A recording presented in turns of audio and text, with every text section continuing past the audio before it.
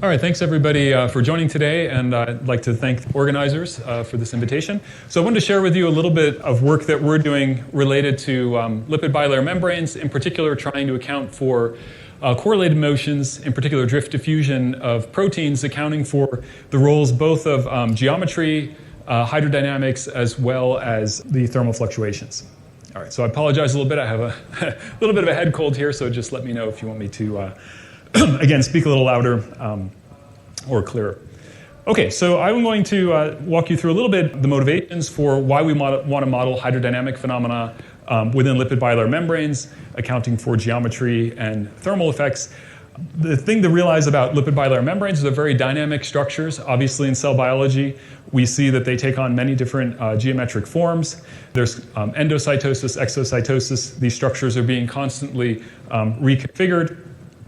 And so what I want to do is kind of focus on which of this is coming from kind of biological regulation versus things that are more intrinsic to the mechanics. And so I'm going to focus more on the physical aspects of what may be responsible for driving some of the shapes that we see, as well as some of the correlated motions of proteins within these complex structures. So what I'm showing here that illustrates the importance of thermal fluctuations and really tracking things at the level of discrete proteins as opposed to continuum fields is a single particle tracking experiment by a collaborator. This is where quantum dots are attached to individual proteins. These proteins then diffuse. They're basically so small, obviously, we can't see them directly, so what we see is the fluorescence of the quantum dots. And we can get single particle trajectories I'm showing you there on the lower right, which can be used to basically test different hypotheses related to the roles that we think curvature and hydrodynamic coupling is playing in the protein kinetics. On the upper right, I just want to draw your attention to, again, the important role that hydrodynamics and thermal fluctuations play. This is an example of a vesicle that's coated with a molecule which, when exposed to light, basically will change its spontaneous curvature. And the real thing I want you to take away from this is it's not just going to take on this second shape. It's very important to have thermal fluctuations accounted for because they're often energy bearers between the initial configuration and that final configuration. So accounting for the thermal fluctuations as well as the constraints related to compressibility of that fluid interior, very important in order to get the appropriate kinetics. So what I'm going to focus on is computational techniques and modeling approaches for capturing, again, simultaneously the hydrodynamics, elasticity, and the roles of geometry. So again, just to give you a little bit of background on lipid bilayer membranes, if this is not something that you're very familiar with, there's a very beautiful and classical theory that goes back to Safman and Delbruck that basically shows that if you were to take maybe the most direct approach that you might try to model diffusivity of proteins, you run into some trouble. In particular, if we were to conceptualize as a protein essentially as being a little cylinder in a fluid slab, what we would find is that if we were to treat this as a pure two-dimensional fluid, there would be no steady-state diffusivity due to something which is known as the Stokes paradox. So basically, if I solve the two-dimensional fluid equations, look for the steady state of that cylinder, if I don't take into account the surrounding solvent fluid, I get a logarithmic divergence. And so, of course, this was realized early on that there is going to be a role played by that surrounding solvent, even though the membrane is on the order of 100 or more times more viscous. And so, as a consequence, what you can do is you can actually show that at some scale, when you get large enough, that logarithmic divergence will get regularized by dissipation into the bulk three-dimensional flow. And so some interesting happens if you work this out. So the way that you would get back your diffusivity from these hydrodynamic calculations is essentially to use the Stokes-Einstein theory. So if we were to press with a given force, look at what the velocity response is at steady state. I'm referring to this operator or tensor that relates the force to the velocity response called the mobility. By the Stokes-Einstein relation, the diffusivity is given by 2 kBt_m. So insights that we get from fluid mechanics translate over into the collective dynamics that we would see for proteins. What Safman and Delbruck did is they showed that if you take into account the surrounding solvent fluid, you can actually solve the three-fluid model in the limit that the fluid slab width, h, is taken to 0, and you will find the mobility that the diffusivity or the mobility becomes 1 over 4 pi the membrane viscosity. And really the important thing here, excuse me, is that it has a logarithmic dependence on this ratio between the viscosity of the bilayer and the surrounding solvent fluid. And so it has a special name that's referred to as the Safman-Delbruck length. And essentially, that's the length scale at which the traction stress starts to dominate and dissipate enough fluid to, again, tamp down on that logarithmic divergence that you would see in a purely two-dimensional sheet. So what's interesting is that you have, again, this kind of logarithmic dependence on the protein size, and really it's the Saffman-Delbruck length that's going to play the dominant role in the flow responses. And so even though the proteins may be on the order of 10 nanometers, you can get correlations that basically will extend out on the order of microns or larger. And so what's interesting here is these are length scales on which a lot of those structures I was referring to potentially exhibit interesting curvatures, topology, and other artifacts. So what I'd like to do is develop computational methods where I can account not only for, again, the in-plane hydrodynamics, but some of the roles played by these geometric contributions. Again, if we want to ultimately simulate protein kinetics, then we also need to do this in a self-consistent mechanics to capture thermal fluctuations. All right, so that's what I'm going to focus on. Obviously, solving fluid mechanics on sort of complicated geometries arises in a lot of different contexts. Again, just to kind of get your intuition going, you can think about an analog if you've ever played with soap films. There you have a complicated interface. The fluid will move within the interface itself. Interface potentially changes as well. And so there's a lot of challenges in simultaneously capturing those effects in a self-consistent way, because if you try to write down the conservation momentum equations, you basically have to be mindful that all of this needs to get referenced to the surrounding ambient space.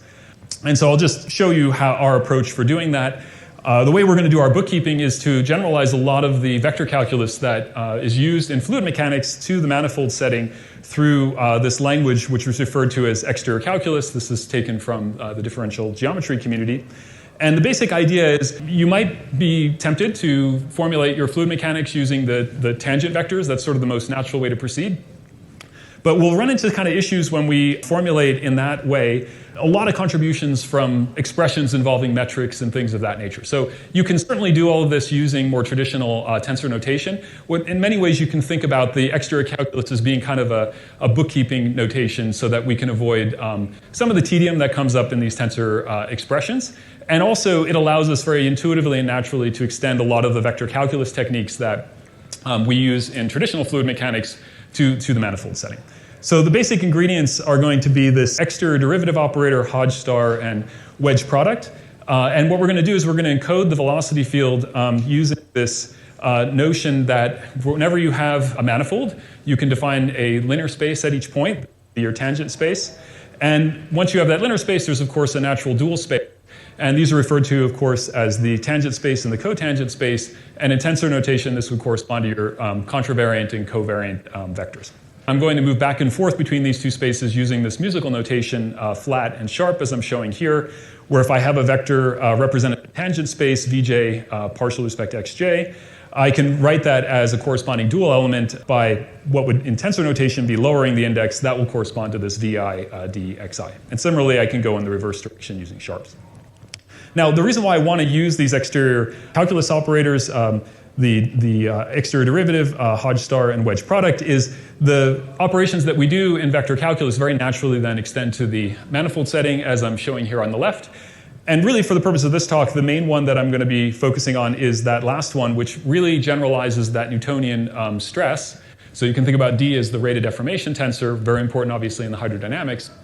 And so divergence of D will be given here in terms of this notation, this negative delta D V flat plus 2K V flat, where K here is the Gaussian curvature, and delta is something called the codifferential, which I'll express in a little bit in terms of these other operators.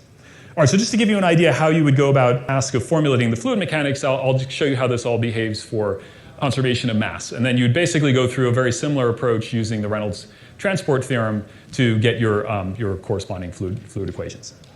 All right, so the idea here is working with this exterior calculus, we have what's known as the Stokes theorem. It tells us that if we want to integrate a certain differential form over the boundary of a region, we can convert that into an integral over the interior of the region by using the exterior derivative. In some ways, that's how the exterior derivative operation itself was defined, so it would have property. What I'm going to do is modify that a little bit because we want to deal with conservation laws, so you can think about this one form, let's call it omega here. If I look at the Hodge star acts a little bit like an orthogonal complement, and so you can think about that as kind of the fluxes occurring over the normal component of that region omega, and I can invoke then the Stokes theorem to get an analog of the divergence theorem that we have in usual vector calculus. Okay, so if I want to derive something like conservation of mass, and if we had a constitutive law looking at something like Fick's law for diffusion, this can be done using this language as follows. You would take the zero form, which is your density, but you want to integrate it over regions, so you need to convert that to a two form, so you use the Hodge star to do that, integrate it. Now the sort of overall model is saying that the only way the mass can change is through flux over the boundary, and so that's that first inequality that I'm showing here. So the rate of in the region will be the integral over the boundary of, again, the flux star omega. Now, we can invoke the divergence theorem to get now an integral over omega for the purposes of trying to localize all this to get a PDE. That would become d Hodge star omega. And now if I put in the constitutive law that omega equals du, then we get that the rate of change of u would be given by this expression I'm showing on the right. Now, the one thing that I don't have a lot of time to go into is where that sign came from. Essentially, the Hodge star in two dimensions, when you apply it to itself, gives you -1. And so that gave me the -1, and then the other star came from doing that, again, to the right-hand side. And so that negative delta omega, the negative delta plays a role very similar to the divergence operator, as I've summarized above. And then what you can do is plug in the constitutive law, essentially Fick's law, and now you have a very elegant way of expressing what is known as the Laplace-Beltrami operator on the surface. This is basically the diffusion equation on the surface. It's negative delta d u. All right, so that's how we're going to proceed in formulating our hydrodynamics. And so if you do that, you can show that the rate of deformation tensor for the Newtonian stresses would be given by the expression I showed you before. Again, k there is the Gaussian curvature, and then the negative delta d is playing a role analogous to the Laplacian that you have in fluid mechanics, but now taking into account the geometric contributions. And so now you can write down the momentum equations, and what you would get in that setting is what I'm showing on the upper right here. And what we're ultimately going to do for a lot of the calculations is we don't want to deal with the stiff temporal dynamics, so we'll often work with the overdamped case, so I'll just put both of them up at the same time. And on the left is the Stokes equations for now a surface, so you just see the rate of deformation term, divergence of that, that's the first term. You have a pressure to impose incompressibility, and then you have the body force. And then on the right is just the usual temporal dynamics. And the way that you get the material derivative in this context, use something called the Lie derivative. And we'll be linearizing that, you'll see when we introduce the thermal fluctuations, given some dimensional analysis to the advection term coming in at higher order. Okay, now there's a challenge, of course, again, if you work with these equations, which is you have to deal with incompressible fields on the surface. So the approach that we're going to take to deal with that is we're going to work with velocity fields which are basically generated by a vector potential, which by design will lead to V flat always being incompressible. And so this kind of generalizes, again, the usual Hodge decomposition that you may have seen in continuum mechanics. You can do that in the manifold setting, and if you do that, you can show that incompressible fields can always be written as negative star d phi, where phi is now a scalar. So now if we substitute that into our fluid equations, we get these fourth order equations. But the benefit of that is then we don't have to work with vector fields anymore. We can work with scalars, and a lot of the techniques and calculations become a lot easier and a lot more efficient. But the challenge, of course, is you have to deal with a fourth order equation, but you can get around that too by just writing this as a coupled system of two second order equations. All right, so let me show you how you can model, using this framework, the lipid bilayer vesicle. And so in particular, I'm going to model a vesicle that has the two leaflets. We'll have an inner leaflet, outer leaflet, and as we saw from the Selfman-Delbruck theory, very important to have the contributions of the surrounding bulk three-dimensional flow. And so it's interesting, there's two domains. There's going to be the interior domain, which is all the fluid trapped inside the vesicle, and then there'll be the exterior domain. And we're going to see that these have slightly different contributions in the traction stresses that they impose on each of the leaflets. So we're going to have this four fluids model. So we have the bulk interior flow, we have a liquid shell for the inner leaflet, another liquid two-dimensional shell for the outer leaflet, and then the bulk three-dimensional flow. And we'll also have intermonolayer slip. So all that can be written down using the language that I derived on the previous slide, and we can account for these effects of intramonolayer flow, we can account for intermonolayer slip, as well as those bulk traction stresses, which are very important in the Selfman-Delbruck diffusivity. And so this is the equations that you would get. Basically, it's the Stokes equation that I showed you in the previous slide. The real modification here is the traction stress here from the bulk three-dimensional flows, the intermonolayer slip, which I'm showing here, and then these are body forces for any loads that are on the membrane shell, and we'll see that those ultimately be related to some of the models that I'll develop for proteins. The plus here is the outer leaflet, and the minus is the inner leaflet. And then in the bulk three-dimensional fluids, in the interior and the exterior, that's given by the Stokes equations that I'm showing on the right. And so those would need to be solved in conjunction with the surface flow. The main takeaway here is there's going to be a kinematic condition that there's no slip at the surface lipids. And then we can compute the traction stresses by evaluating the stress of those external fluids in the normal direction right at the surface locations. So that will provide the needed traction dissipation, which we know is important, again, in plane kinetics. All right, so that's the basic fluids model. If we want to model proteins in these lipid bilayer membranes, we could try to develop the hydrodynamics where we take into account explicit traction stresses at the surface of the proteins, but that would be very complicated. So we're going to basically coarse grain the fluid structure interactions. And so there are going to be these three cases where we can do inner-inner, inner-outer, and outer-inner. And basic idea is we're going to use an approach that's used in other areas of fluid mechanics, which is called the immersed boundary method, although we're going to adapt that for the purposes of doing this on the curved manifold structure, which presents a number of technical challenges. The way we're going to proceed is we're going to have these operators, which I'll refer to as gamma and lambda. Gamma is basically going to say kinematically how the structure should respond to the local flow environment. And then the lambda is basically going to provide a force density that acts on the fluid whenever there are forces that act on the proteins. So essentially the proteins are going to be coarse-grained, and we're going to model them as essentially markers in the fluid that have kinematics that are given by this gamma V, and then any forces that are applied to them will be spread to the fluid by using an appropriate operator. Now, there's a bunch of challenges here to get everything lined up consistently with mechanics. We don't want artificial dissipation simply by converting between the Eulerian and Lagrangian degrees of freedom here. So if you work out the total derivative of the energy, you'll find that there's very natural adjoint conditions that one should impose when modeling in this Eulerian Lagrangian fashion. And so if we set those equal to each other, you can see that if I know a kinematic response for the system, there's going to be a very natural force spreading operator that goes along with that, and vice versa. So I can either take one or the other of that modeling point of view, and the other would come out of this adjoint calculation. So these are the inner products involved in that adjoint. I'll refer you to the paper for those details. Now, there's a further issue here, which is we always need our velocities to be tangent to the surface, so we're going to use these probing fields for the translational responses as well as the rotational responses. That's that green field that I showed you up there. They'll be weighted by the distance. Could use the geodesic distance, for example, from the protein. They do an L2 inner product between that vector field and whatever the flow field is. That's your kinematic response. So you can general ideas, if you're familiar with this, things like Faxon relations follow a very similar form. Now you can do things like that now in the membrane setting, taking the curvature and so on into account. So we'll have probing fields in the first tangential direction, the second tangential direction, and that will then determine our protein kinematic response. Similarly for rotations and torques. Okay, so one of the things that comes out of this is we can compute mobilities for collections of proteins. The way that's done is we basically would apply our force and torques to the protein markers, use the force spreading operator, solve the system of fluid equations, and then basically use the kinematics for what the velocity response is for each of the proteins. And as I showed you in the beginning, that's basically the key to understanding the collective diffusivity through things like the Stokes-Einstein relation. So we can compute these mobility tensors. It basically takes on the form that I'm showing you here on the lower right. And this would account now for the roles that the curvature is playing and that coupling again to the surrounding bulk flows. So what we really need is a way to then solve these fluid equations in an effective manner.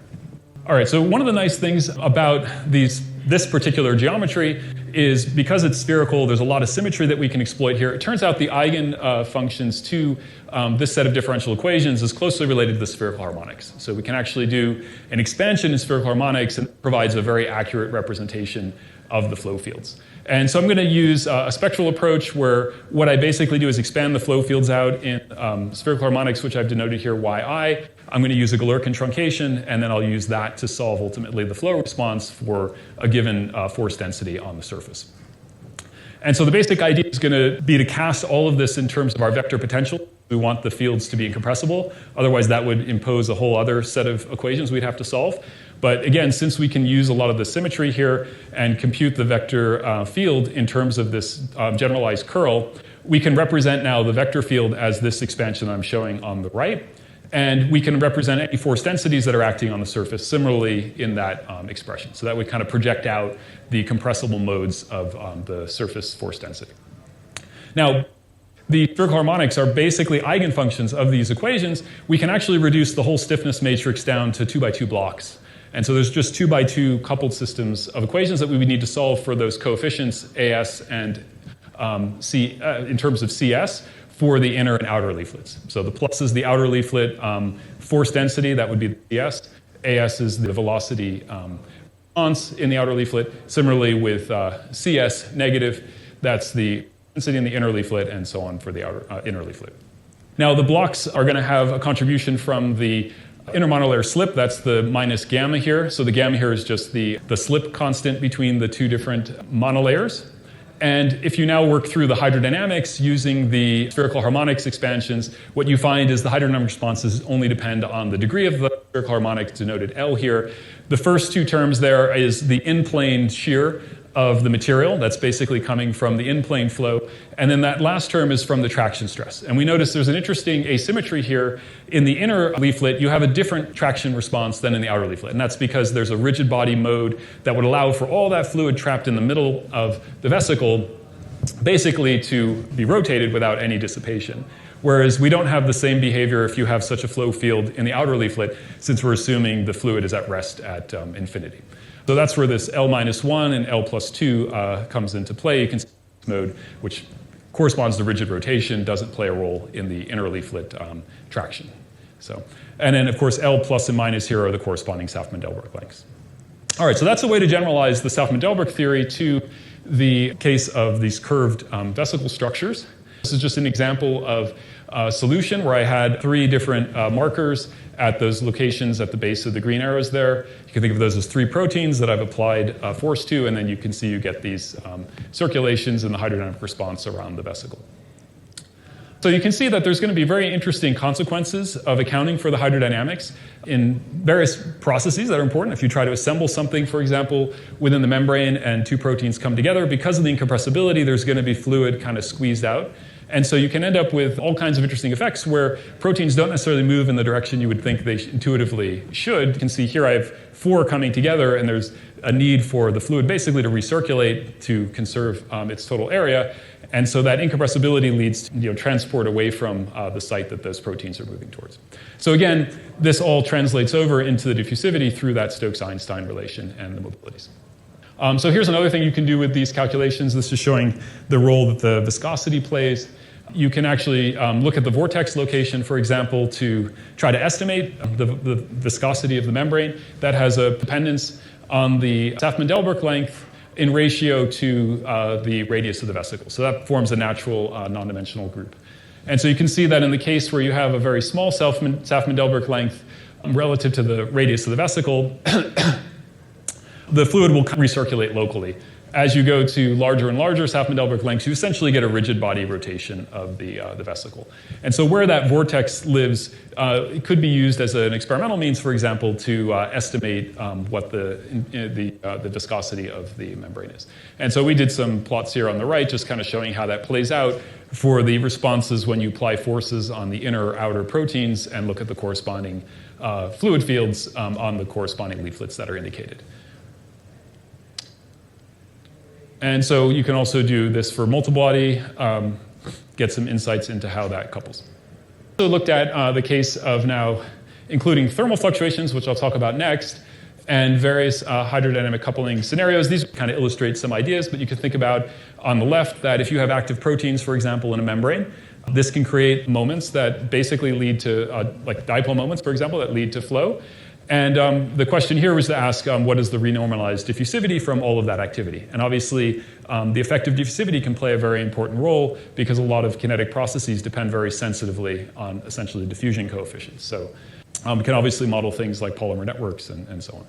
So we can also deal with non-spherical shapes. And so I want to just go through this briefly. Not the solver, but the roles that geometry can play in augmenting the hydrodynamic responses. I just looked at a sphere, but there's a lot of symmetry there. The natural question is if I have comparable protein loads, what would the hydrodynamic fields look like as I change the local curvature? Still staying, let's say, being spherical in the topology. And so this is just solver that we put together using, again, our spherical harmonics expansions. We no longer can diagonalize all those equations, so we get a large stiffness matrix. We use Galerkin truncation, and there's a natural way to map all of this in a kind of symmetry-preserving way using these Lebedev quadrature points. I'll refer you to the paper for a lot of those details, but you wouldn't want to use, for example, latitude and longitude because that would break a lot of the spatial symmetries, and you would end up having to add all kinds of correction forces to your force coupling operators, force spreading and velocity averaging. So in that case, this would be the flow response we get on this shape. So they have three forces, two of which you can see here, and you can see that the shape of the manifold results in a very different flow response than what we had before. Because of the curvature, you basically get more local recirculation. So there's creation of new vortices, and even, as you can see, there are some saddle points. Similarly, we looked at this more complicated shape, just to, again, give kind of an indication of how the local geometry can impact flow responses, and again, you see a lot more local recirculation, and you can relate that back ultimately to that Gaussian curvature term. So this is just showing as we change this amplitude of that shape, essentially the local strength of the local curvatures, you can see that there's topological transitions in the vector field in the flow response. So a natural way to analyze this is in terms of the Rayleigh dissipation, since that gives you the velocity field for a Stokes flow. You will minimize the Rayleigh dissipation in the hydrodynamic response that you obtain. And so what we can do is we can break down what the different contributions are to the Rayleigh dissipation, as we've done here. And so the first one has to do with the gradients of the fluid, the second one has to do with the Gaussian curvature, and then the last one has to do with the traction stress. And we simplified the traction stress model in this particular example. And then what we did is we said, okay, well, if the curvature is playing a role, how would the Rayleigh dissipation compare if we took the flow response on a sphere and pushed it forward to a vector field on the given shape and compared that to actually solving the Stokes problem? We see there's quite a bit of difference between the push-forward flow solving the Stokes problem. And so on the left here, you can see the Gaussian curvature term starts to contribute quite significantly. And in the case of the second manifold, you see right off the bat, you get large contributions from both the Gaussian curvature term and some of the other contributors in the gradient, for example. So I think there's a lot of interesting work there to do. This was just to kind of illustrate the idea that geometry does seem to play an important role in the velocity responses, but obviously a lot more theory would be desirable to understand exactly the roles that geometry plays and when you get this local recirculation versus these more global behaviors. So now, if we want to, again, study collective drift diffusion, thermal fluctuations are going to play an important role. So I'm going to talk a little bit about how we can use the hydrodynamic formulation not only in the overdamp limit, that obviously can be thermostated using the usual Brownian-Stokesian approach. I'm going to show you how you can do this in the inertial regime. And this is helpful for certain numerical issues that come up when you try to do the case in the overdamped mobility. For example, computing all of the terms of the mobility can be very expensive. This would allow you to do the simulation where you're basically computing one reference hydrodynamic field. All of the proteins are coupled to that reference hydrodynamic field, and therefore you don't have to incur this very large tensor that's potentially dense.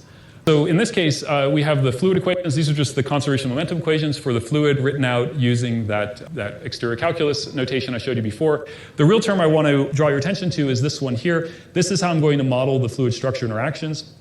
I'm going to use the velocity averaging here, again, for the kinematics of the microstructure.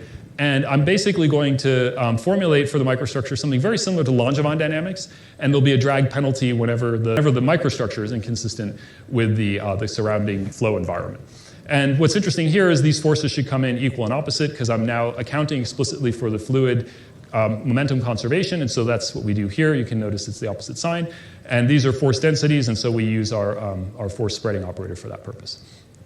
And so you can get some interesting insights into the hydrodynamic responses now looking at the thermal fluctuations. We've introduced those through fluctuation dissipation considerations. I'm not going to say too much about them, just to mention that both fields are actually coupled because momentum is simply moving back and forth between the fluid and the microstructures. It's not lost like you have in a traditional Langevin thermostat. And so you're seeing the long-range correlations that you have in the fluid, for example, from the incompressibility there on the upper left, and also some of the interactions with the geometry of the surface. So there's some interesting things that happen in this context, and I'll just say a quick word about the velocity autocorrelations. There's a strong dependence on the size of the vesicle relative to that Saffman-Delbruck length. So if you have that the Saffman-Delbruck length is rather large relative to the vesicle size, you'll end up with the shear essentially propagating over the entire surface very rapidly, really getting like a rigid body type response, and then you have to wait for the dissipation to occur in the fluid through the rotational mode, and that's what's resulting in the plateau that you're seeing here. And you can estimate those time scales, as I've shown there at the bottom, and kind of as you go into the regime where the Saffman-Delbruck length is small relative to the vesicle size, you get this transition to this t to the negative 2 power law. That's quite different from what you would have in bulk three-dimensional fluids, which have this t to the negative 3 halves power law. And so we've applied this to a number of different protein systems. I won't really say a lot of detail here, just that you can look at that active protein problem and look at the renormalized diffusivities that come out of this using these approaches. And I think there's a lot of other interesting phenomenology that could also be explored, and I'd be very happy to talk more with people about that. All right, thank you for your attention.